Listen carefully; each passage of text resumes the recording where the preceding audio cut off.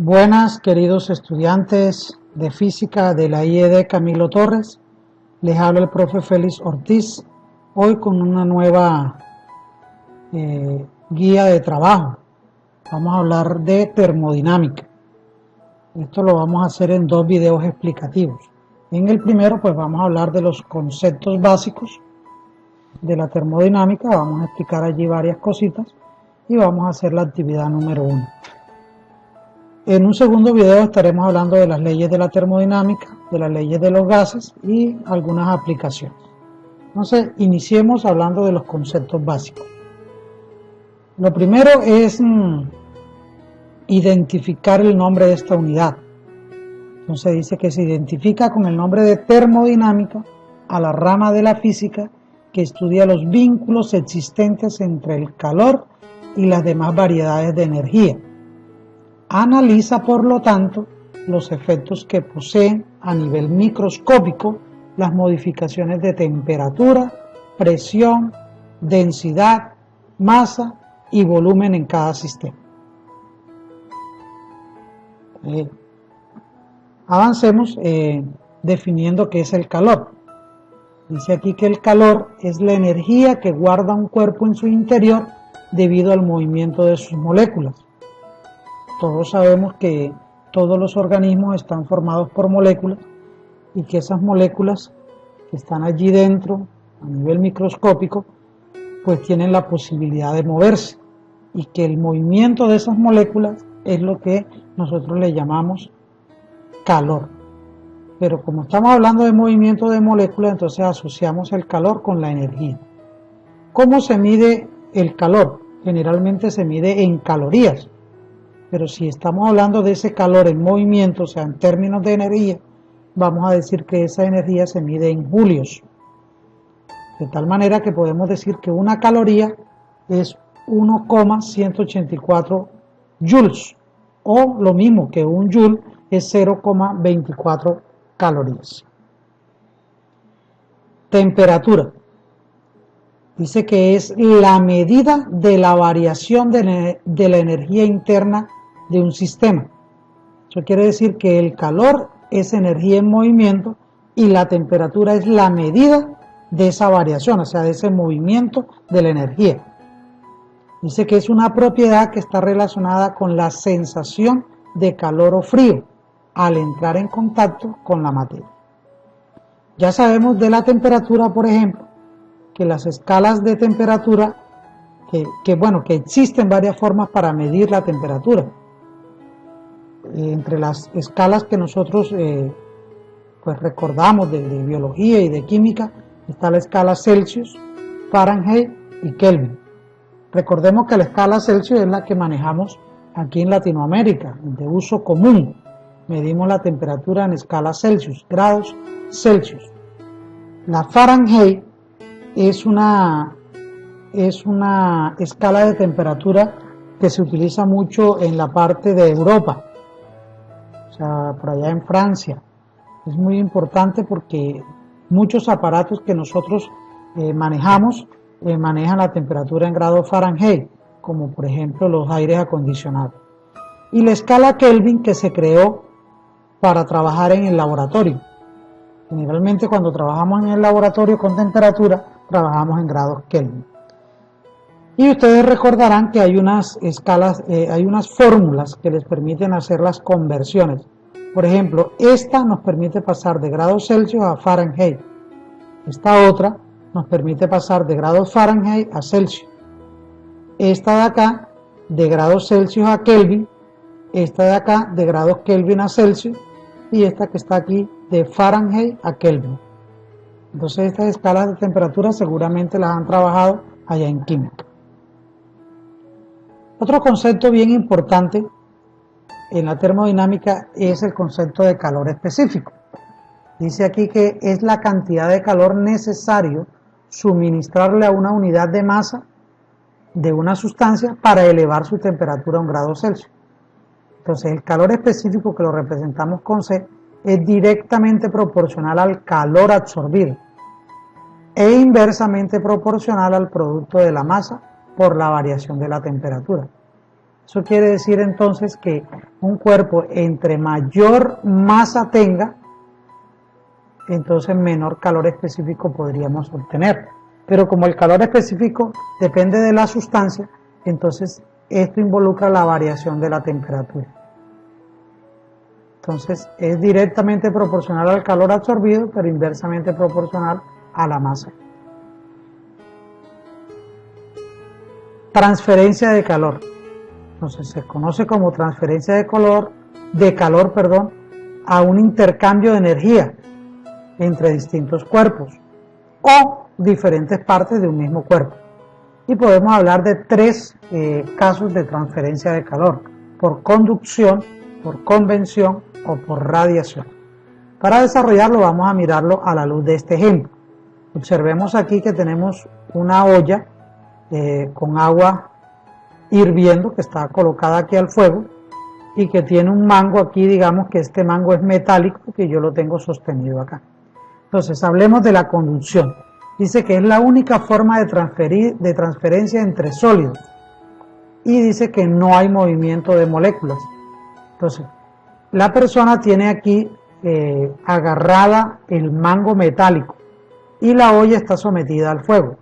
Cuando esto se calienta, el calor se transfiere a través del metal, hasta que llega un momento en que esta parte, este extremo, está igual de caliente a esto.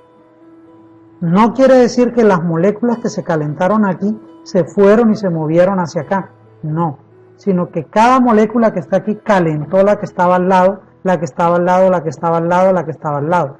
O sea que lo que se transfirió fue la energía calorífica desde este punto hasta este punto del mismo mango metálico que está aquí.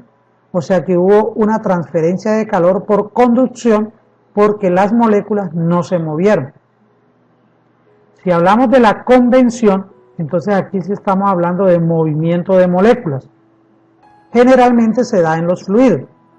Cuando el agua empieza a hervir, las moléculas de oxígeno que están aquí se calientan y al calentarse tienden a ir hacia arriba, es decir, se mueven hacia arriba, mientras que las que están arriba, que tienen mayor densidad, van a bajar. Eso quiere decir que las moléculas que se calentaron se transfirieron a la parte superior, o sea que hubo una transferencia de calor por convención. Y si hablamos de radiación, la característica es que no hay contacto. Es decir, todo lo que está alrededor del fuego de la fogata, pues va a percibir el calor que emana de la fogata. Eso quiere decir que todo este ambiente está caliente. O sea, se calentó por convección. Es decir, no hubo contacto con el fuego, pero hubo una transferencia de calor por convección. Bueno, eso es lo que respecta a la transferencia de calor. Otro término importante es la conductividad térmica, es decir, cuáles son los organismos o las sustancias que mejor conducen el calor y cuáles son los que menos los conducen. Entonces podemos decir que los mejores conductores de calor generalmente son los sólidos. Los líquidos son ahí más o menos, medio, y los peores conductores de calor son los gases. La dilatación térmica hace referencia a los cambios o al aumento en las dimensiones de un cuerpo. Esas dimensiones pueden ser lineales cuando, por ejemplo, aumenta la longitud, o puede ser superficial cuando aumenta largo y ancho, o una dilatación volumétrica cuando aumenta largo, ancho y alto, es decir, el volumen.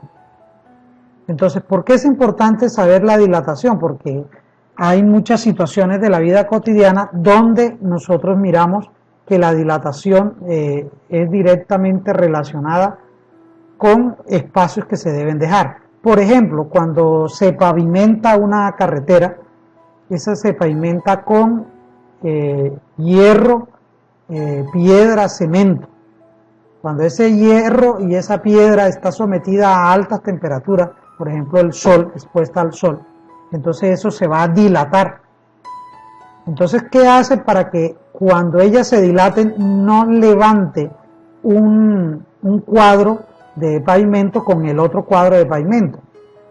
Se deja un espacio entre ellos. Generalmente se le coloca madera y cuando esa madera se pudre o se saca se le echa brea para que cuando el hierro se dilate a consecuencia del sol, pues tenga espacio hacia donde dilatarse, sin que una se superponga sobre la otra. Otro concepto tiene que ver con los cambios de fase. Entonces, los cambios de fase son cuando pasan de un estado de la materia al otro. Por ejemplo, cuando pasan de estado sólido a líquido, estamos hablando de fusión. Cuando estamos hablando de líquido a vapor, hablamos de vaporización. Y cuando hablamos de vapor a líquido, hablamos de condensación. Y cuando hablamos de líquido a sólido, solidificación. O sea que los cambios de fase son fusión, vaporización, condensación, solidificación. Y se dan por los cambios de estado de la materia. El calor latente es otro de los conceptos importantes. El calor latente dice que es el calor necesario para cambiar un gramo de una sustancia de un estado a otro sin variar la temperatura. O sea que el calor latente también es directamente proporcional al calor absorbido y es inversamente proporcional a la masa. Si comparamos el valor latente con el calor específico, observamos que se parecen mucho las fórmulas. La única diferencia está en que en el calor específico involucra una variación de temperatura. Entonces vamos a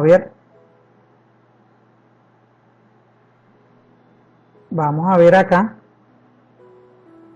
la actividad número 1 que se deriva de esta guía de trabajo. Ahí les piden a ustedes de que investiguen, que consulten estos conceptos que ya pues acabamos de revisar muy rápidamente. Calor específico, calor latente, dilatación, conductividad térmica, transferencia de calor, cambios de estado y procesos termodinámicos. En su guía aparece este link, usted le puede dar clic a ese link en su guía de PDF y lo va a enviar a un documento donde va a encontrar información de termodinámica. La actividad consiste en responder estas 5 preguntas que están ahí. Yo le voy a ayudar con la primera y la segunda y las otras 3 pues es trabajo de ustedes, ¿no? Entonces la primera nos habla de qué diferencia hay entre calor y temperatura. Entonces ya nosotros vimos que el calor es energía en movimiento al interior de los cuerpos, o sea que se da a nivel molecular, mientras que la temperatura es la medida de la variación de la energía. ¿Ven? Entonces esto es energía en movimiento al interior de los cuerpos y esta es la medida del movimiento de esa energía.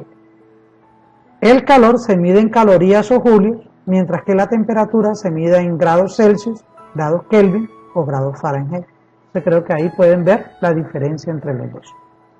La segunda pregunta es ¿qué diferencia hay entre calor específico y calor latente? ¿Y qué variables relacionan estos dos conceptos? Entonces vemos que ambos conceptos son directamente proporcionales al calor suministrado. Ambos conceptos. Mírelo acá. Calor